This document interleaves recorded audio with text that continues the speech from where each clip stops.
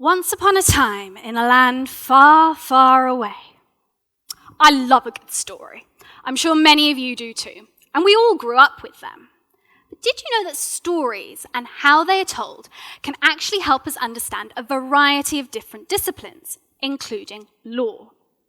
When we start to think about the stories or narratives in law, we realize that they're everywhere.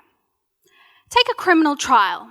It starts with a narrative told in the police station by the accused, another by the victim. These are then reshaped and rewoven into different narratives at court by the prosecution and defense lawyers alike. Narrative actually pervades modern law, and not just the criminal justice system as I've described, but the legislative provisions too. For the law is full of stories, and every law has its own tale to tell. But by breaking down and examining these narratives on law, we can begin to understand more about how they operate and their impact on the wider world. What about ancient law? Can this relationship between law and narrative help illuminate ancient Roman law?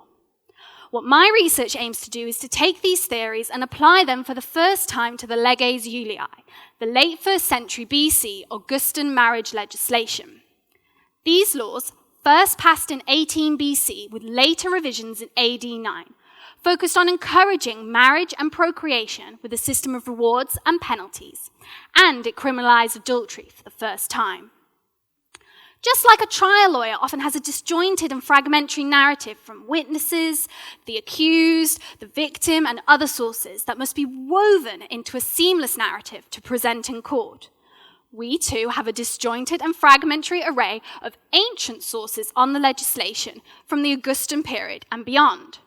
Scholars and historians alike have taken this fragmentary evidence and created their own narrative discourses on the laws, which has impacted how we, the reader, understand it. Instead, I aim to take a fresh look at the legislation, the kinds of stories it has to tell, and the way it interacts with other Roman legal narratives. And, more broadly speaking, look at how this has shaped modern-day views and thoughts on law and marriage in particular. My research, therefore, will provide an alternative lens through which to view Roman law, and it will provide a new dimension and case study to the emerging research and scholarship on law and narrative. But, like all good stories that come to an end on a cliffhanger, the story of this research is to be continued. Thank you.